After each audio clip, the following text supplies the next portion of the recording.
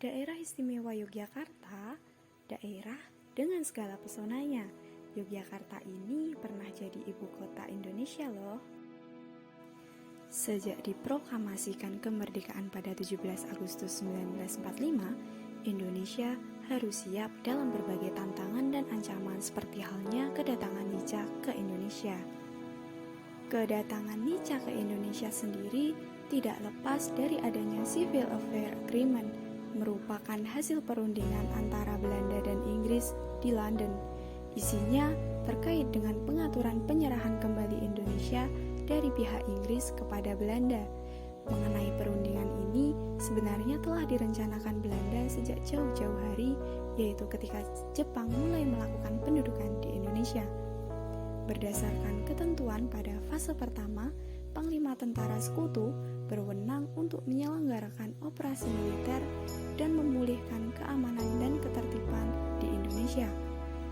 Lalu, setelah kondisi Indonesia telah kembali normal, para pejabat Nica akan mengambil tanggung jawab dari pihak Inggris yang mewakili Sekutu.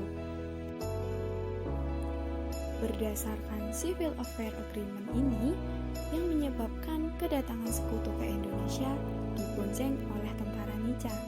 Seperti yang kita tahu, bahwa kedatangan Nica untuk kembali menguasai Indonesia, sedangkan tujuan dari Sekutu sendiri tidak lepas dari usaha memulihkan keamanan dan ketertiban, di antaranya untuk menerima penyerahan kekuasaan dari tangan Jepang dan memulangkan para tentara Jepang ke negaranya, kemudian membebaskan para tawanan perang Jepang di Indonesia, dan yang terakhir adalah melucuti senjata para tawanan. Mendaratnya tentara Sekutu pada akhir September 1945 di Tanjung Priok, Jakarta, pada mulanya disikapi masyarakat dengan baik.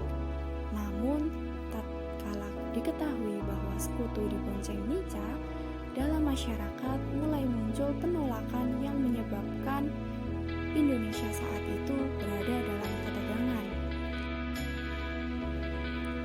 Kedatangan tentara Nica yang dikomandoi oleh Van Mook dengan wakilnya Van der Plas membuat ibu kota Jakarta menjadi gaduh.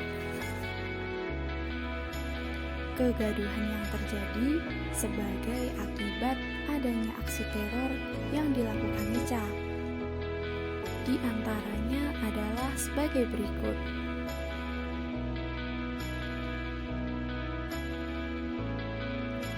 Disimpulkan, Nica secara brutal melakukan aksi teror baik kepada rakyat biasa maupun para pemimpin nasional. Situasi Jakarta yang semakin tidak kondusif menyebabkan dilakukannya rapat terbatas di kediaman IR Soekarno pada 1 Januari 1946, menghasilkan rencana pemindahan ibu kota dari Jakarta